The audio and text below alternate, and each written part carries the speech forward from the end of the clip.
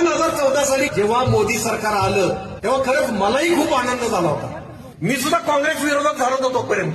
मलाही वाटत होतं खूप भ्रष्टाचार होतो, अण्णांचं आंदोलन झालं होतं, त्याचा परिणाम होता. नाही आता मोदी आले पाहिजे, अच्छे दिन येणार असं वाटायला लागलं. 100 दिवसात काळा पैसा परत आणणार म्हटले ते, प्रत्येकाच्या खात्यावर 15-15 लाख येणार. म्हटलं काही नाही झालं तरी चालेल, एक पायरी जरी आपण आत्ता आहोत त्यापेक्षा वर गेलो तरी बस. आज 10 वर्षानंतर कळतंय एक पायरी वर जाणं दूर, आपण हजारो पायऱ्या खाली गेलो.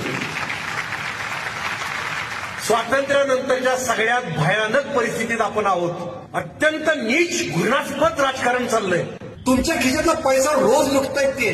शेतकऱ्याला सांगतात तुमच्या खात्यात 2,000 टाकले, आपण खुश व्हायचं. भिकारी आहे का आपण? अरे आपलाच पैसा आहे तो. आपल्याला युरिया आपल्या खतं मिळत होती 2014 साली 400-450 एक पोतं मिळायचं. एमआरपी होती 499 रुपये. आज तेच पोतं 1250 ला मिळतंय. त्याच्यावर एमआरपी दाखवतायत 2,500. आज आपल्या धान्याला भाव काय आहे? तो वाढलाय का? तो नाही वाढलेला. इन्कम नाही वाढला आपला. तुमचे लाखो रुपये काढून घेतलेत आणि तुम्हाला 2,000 रुपये महिना टाकतायत खात्यावर तुमच्या. तिकडे पंजाब हरियाणाचे शेतकरी तिकडे बॉर्डरवर जाऊन बसलेत, तुमच्यासाठी जाऊन बसलेत. त्याच्यावर गोळीबार होत आहेत, त्यांच्या अश्रुधुराची नळकंडी फोडली जाते. ह्या बातम्या तुम्हाला दाखवत नाहीत. मणिपूरच्या बातम्या तुम्हाला दाखवलेल्या नाहीत.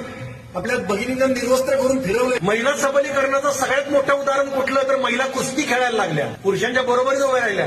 त्या कुस्तीगीर महिला रस्त्यावर आल्या, आमचं लैंगिक शोषण होतंय, त्यांना न्याय मिळाला नाही आणि छत्रपती शिवाजी महाराजांची बरोबरी करता येते.